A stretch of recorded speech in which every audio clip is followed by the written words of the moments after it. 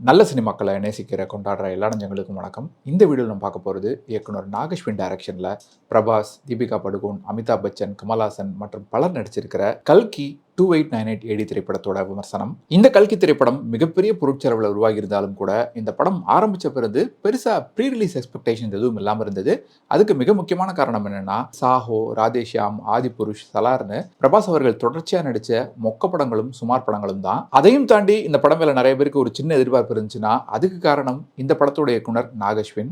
அவர் இதுக்கு முன்னால மகாநடி படத்தை தெலுங்குல டைரக்ட் பண்ணியிருந்தாரு. அடுத்த காரணம் இந்த படத்தோட காஸ்டிங். பிரபாஸ், தீபிகா படுகோன், திஷா பட்டானி, அமிதாப் பச்சன், கமல்ஹாசன், பசுபதி, ஆனாபன், மாளவிகா நாயர்னு ஒரு மிகப்பெரிய நடிகர் பட்டாலுமே இந்த படத்தில் இருக்காங்க. அண்ட் சமீபத்தில் இந்த படத்தோட ட்ரெய்லர் ரிலீஸ் ஆன பின்னால இந்த படம் மீதான எதிர்பார்ப்பு இன்னும் பல மடங்கு அதிகமானது. ஸோ அந்த எதிர்பார்ப்புகள் எல்லாம் இந்த படம் பூர்த்தி பண்ணியிருக்கா இல்லையாங்கிறத இந்த ரிவ்யூவில் பார்ப்போம்.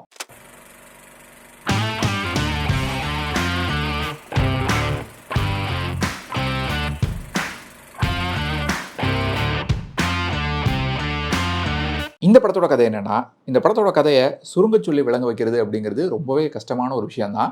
இந்த படத்தோட முதல் சீன் மகாபாரதத்தோட முக்கியமான ஒரு போரோட முடிவில் தொடங்குது.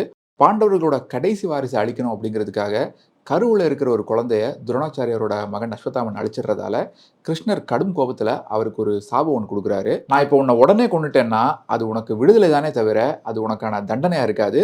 அதனால நீ இன்னும் பல நூறு ஆண்டு காலம் உயிரோடு இருக்கணும். நம்ம உலகத்தில் எல்லா மக்களும் சுயநலமாக மாறி நல்லவங்கலாம் குறைஞ்சு போன பின்னால் கலியுகம் தொடங்கின பின்னால் நான் திரும்பவும் வேற ஒரு அவதாரம் எடுத்து பிறந்து வருவேன்.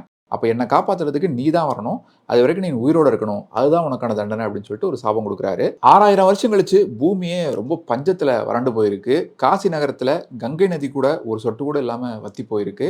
அங்கே இருக்கக்கூடிய எல்லா வளங்களையும் உறிஞ்சி சுப்ரீம் யஸ்கின் அப்படிங்கிற ஒரு ஆள் ரொம்ப கொடூரமாக ஆட்சி பண்ணிக்கிட்டு இருக்காரு. அவரை தடுக்க நினைக்குது ஒரு கும்பல், அவருக்கு எதிராக ஒரு கும்பல் இருக்குது.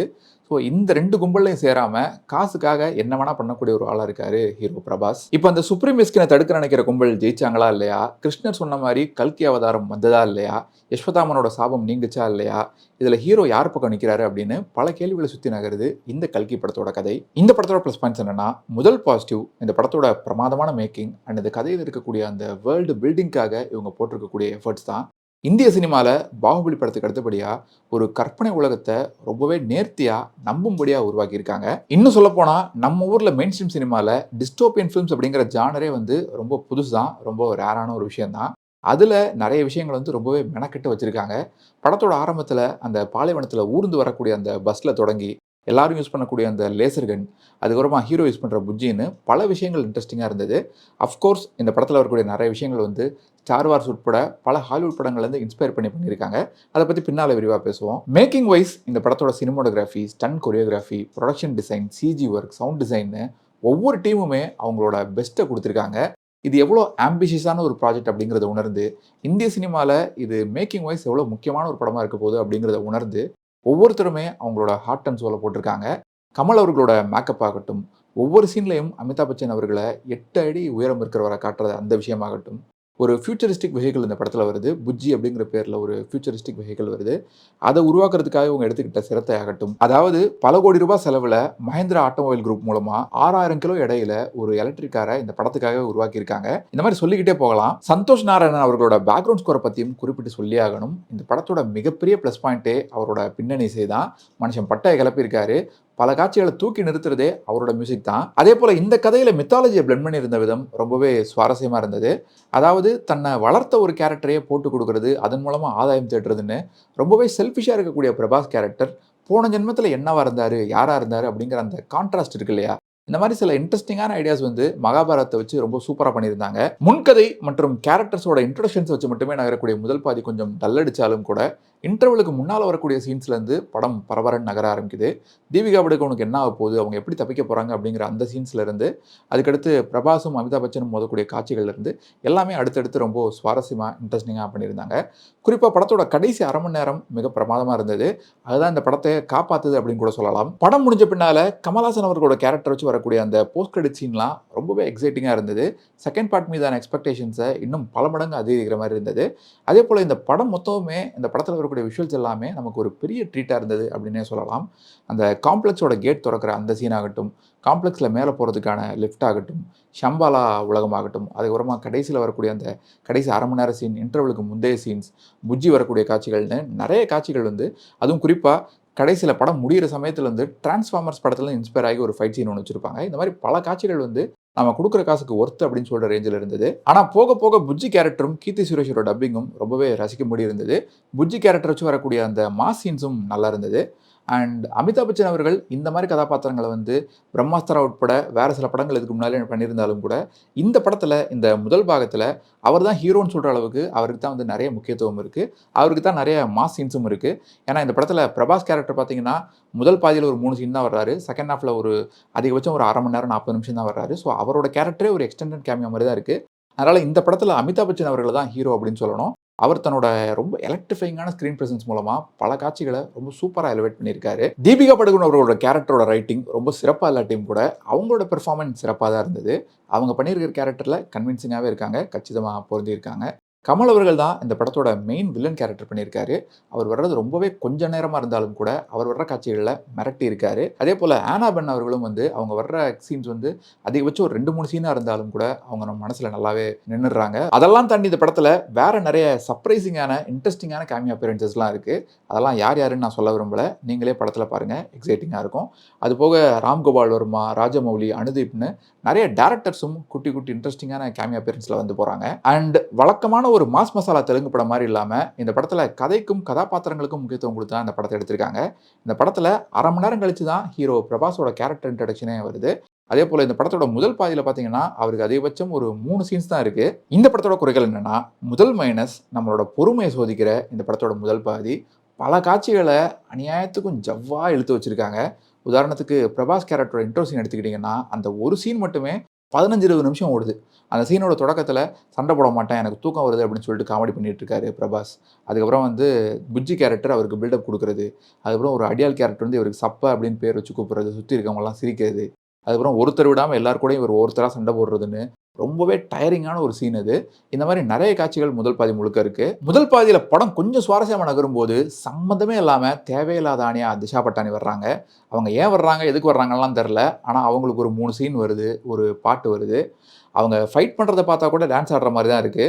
அவங்களும் பிரபாஸும் நெருக்கமா நின்னு பேசுறத பார்த்துட்டு பிரம்மானந்த் என்ன சொல்றாருன்னா, இன்னும் என்னென்னத்தலாம் வந்து பார்த்து தொலைக்கிறோமோ அப்படிங்கிற மாரி ரொம்ப கடுப்புல சொல்றாரு. அதே கமெண்ட் தான் நமக்கும் தோணுது. இந்த படத்த பாதி எடுத்துக்கிட்டு இருக்கும்போதே ஃபுட்டேஜ் அதிகமாயிருச்சு அப்படின்னு சொல்லிட்டு 2 பார்ட்டா ரிலீஸ் பண்ணலாம் அப்படின்னு முடிவு பண்ணாங்களா என்னன்னு தெரியல. ஏன்னா இந்த படத்துல நெறைய காட்சிகள் ஃபில்லர்ஸ் மாரி தான் இருக்கு. குறிப்பா முதல் பாதியில. இந்த படத்தோட கிளைமாக்ஸ இந்த படத்தோட இன்டர்வலா போட்டு 2 பாட்டுக்கு பதிலா ஒரே பாட்டாவே முடிச்சிருந்தாங்க அப்படின்னா, கண்டிப்பா இந்த படம் ரொம்பவே விறுவிறுப்பா, ரேஸியா இருந்திருக்கும். அண்ட் இந்த படத்துல சில முக்கியமான விஷயங்கள் இன்னும் கொஞ்சம் ஆர்கானிக்கா பண்ணியிருக்கலாமோ அப்படின்னு தோணுச்சு. ஏன்னா படத்துல நெறைய முக்கியமான காட்சிகள் வந்து ஒரு ஃபார்முலா படம் லெவல்லயே இருந்தது. மிக முக்கியமா இந்த படத்தோட பிரெடிக்டபிள் ரைட்டிங் ஒரு பெரிய மைனஸ் பாயிண்ட்டா இருந்தது. அதுக்கு முக்கியமான காரணம் என்னன்னு பார்த்தீங்கன்னா, மகாபாரதம், சில ஹாலிவுட் படங்களோட லைன் இதெல்லாமே வந்து நமக்கு இந்த படத்த இன்னும் கொஞ்சம் பிரெடிக்டபிளா ஆக்குச்சு. இந்த படத்துல எந்த கேரக்டர் எப்ப என்ட்ரி குடுக்கும், எந்த கேரக்டர் எப்ப சாகப் போகுது, அடுத்து என்ன நடக்கப் போகுதுன்னு நெறைய விஷயங்கள உங்களால ஈஸியாவே கெஸ் பண்ண முடியும். அண்ட் நெறைய கேரக்டர்ஸ இந்த படத்துல ஹால்ஃப் வேலயே ஓப்பன் பண்றாலயோ என்னவோ, நெறைய எமோஷனல் காட்சிகள்ல நம்மளால பெருசா கனெக்ட் ஆக முடியல, ஃபீல் பண்ண முடியல. இந்த படத்தோட மொத்த கதையுமே வந்து தீபிகா படுகோன் கேரக்டர் சுத்தி தான் நகருது. ஆனா, அந்த கேரக்டருக்கு ஏதாவது ஆயிடுமோ அப்படின்னு நமக்கு ஒரு பதட்டம் உண்டாகணும்ல. அந்த மாரிலாம் பெருசா எங்கேயுமே அந்த மாரி பதட்டமே உண்டாகல. அதேபோல பிறக்காத இந்த உயிருக்காக இன்னும் எத்தன உயிர் போகுமோ அப்படின்னு அவங்க ஃபீல் பண்றாங்க இல்லையா? அவங்களோட அந்த வருத்தத்தையும் நம்மளால முழுசா ஃபீல் பண்ண முடியல. அண்ட் இன்னொரு முக்கியமான விஷயம், இந்த படத்தோட கதை, கேரக்டர்ஸ், விஷுவல்ஸ் இது எல்லாமே வந்து மேட் மேக்ஸ், ஸ்டார் வார்ஸ் இந்த மாரி நெறைய பிரபலமான ஹாலிவுட் படங்கள்லேருந்து இன்ஸ்பயர் ஆயிருக்காங்க. அது தப்பில்ல. ஏன்னா வந்து இன்ஸ்பயர் ஆகாம யாராலயுமே படம் பண்ண முடியாது. அது நம்மளே அறியாம சில விஷயங்கள் இன்ஸ்பிரேஷனா வந்துரும். ஆனா, இந்த படத்துல நெறைய காட்சிகள பார்க்கும்போது, இன்ஃபாக்ட் இந்த படத்துல ஒவ்வொரு சீனையுமே பார்க்கும்போது, நமக்கு ஏதோ ஒரு பிரபலமான ஹாலிவுட் படமோ, இல்ல பிரபலமான இந்திய சினிமாவோ வந்து ஞாபகத்துக்கு வருது. உதாரணத்துக்கு இந்த படத்துல மனித இனத்துக்கு இன்ஃபெர்டிலிட்டி பிரச்சனை வர்ற மாரி ஒரு விஷயம் ஒண்ணு வருது. அத பார்க்கும்போது சில்ட்ரன் ஆஃப் மென் அப்படிங்கிற பிரபலமான ஒரு ஹாலிவுட் படம் நமக்கு ஞாபகம் வந்தது. அதேபோல இந்த படத்துல செகண்ட் ஹால்ஃப்ல படம் முடியறதுக்கு முன்னால ஒரு கார வச்சு பிரமாதமான ஒரு ஃபைட் சீன் வந்தது. அத பார்க்கும்போது டிரான்ஸ்ஃபார்மர்ஸ் படம் ஞாபகம் வந்தது. இவ்வளவு ஏங்க இந்த படத்துல வில்லன எப்படியாவது அழிச்சிடணும் அப்படிங்கிறதுக்காக, வில்லன எப்படியாவது கொன்னுடணும் அப்படின்னு பிளான் பண்ணக்கூடிய, ஒரு ரகசியமா திட்டம் தீட்டக்கூடிய ஒரு சீக்ரெட் ரெபெல் குரூப் இருக்கு. ஷம்பாலா அப்படிங்கிற பேர்ல. அந்த குரூப்ப பார்க்கும்போது, பாகுபலி படத்துல தமன்னா இருப்பாங்க இல்லையா? அவங்க ஒரு மக்கள் கூட்டத்த சேர்ந்தவங்களா இருப்பாங்கல்ல. அந்த கூட்டம் நமக்கு ஞாபகம் வந்தது.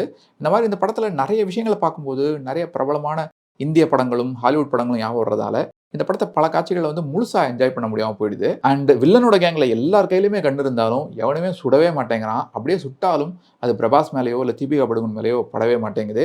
இந்த மாரி வழக்கமான ஆக்ஷன் படங்கள்ல இருக்கக்கூடிய லாஜிக் ஓட்டைகளும் வந்து இருக்க தான் செய்யுது. அண்ட் ஷோபனா, பிரம்மானந்தம், பசுபதி இந்த மாரி நெறைய சீசன்ட் ஆக்டர்ஸ் வந்து படம் முழுக்க வந்தாலும் கூட, அவங்களுக்கு சொல்லிக்கிற மாரி பெருசா கேரக்டர்ஸ் இல்ல. அது ஒரு பெரிய டிசப்பாயின்ட்மென்ட்டா இருந்தது. அப்புறம் இன்னொரு விஷயம், புராண கதைகள படமா எடுக்கலாம். அதாவது ஃபிக்ஷன் படங்கள நீங்க படமா எடுக்கலாம். சயன்ஸ் ஃபிக்ஷன் படம் எடுக்கலாம். அதுவும் ஒரு ரகம். இது 2யும் கலந்து கல்கி மாரி படங்களும் எடுக்கலாம். அதுவும் ஒரு மாரி வித்தியாசமா, ரசனையா தான் இருக்கும். அது பிரச்சனையே இல்ல.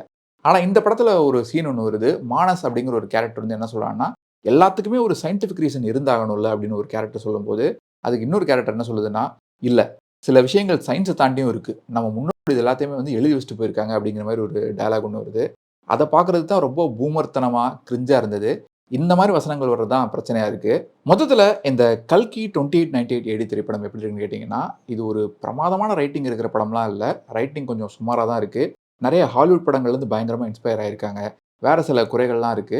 ஆனா இதெல்லாம் தாண்டி இந்த கல்கி திரைப்படம் கண்டிப்பா இந்திய சினிமால ஒரு முக்கியமான முயற்சியா இருக்கும். ஒரு விசுவல் ஸ்பெக்டக்கிள் அப்படின்னே சொல்லலாம். கண்டிப்பா தியேட்டர்ல பார்க்குற அளவுக்கு ஒர்த்தான ஒரு படம் இது. ஸோ இந்த ரிவ்யூ உங்களுக்கு பிடிச்சிருந்தா, மறக்காம உங்க ஃபிரெண்ட்ஸ் அண்ட் ஃபேமிலி கூட ஷேர் பண்ணுங்க. நீங்க ஏற்கனவே இந்த கல்கி திரைப்படத்த தியேட்டர்ல பார்த்திருந்தீங்கன்னா, உங்களோட கருத்துக்கள கீழ கமெண்ட்ஸ்ல சொல்லுங்க. மீண்டும் வேற ஒரு வீடியோல சந்திப்போம்.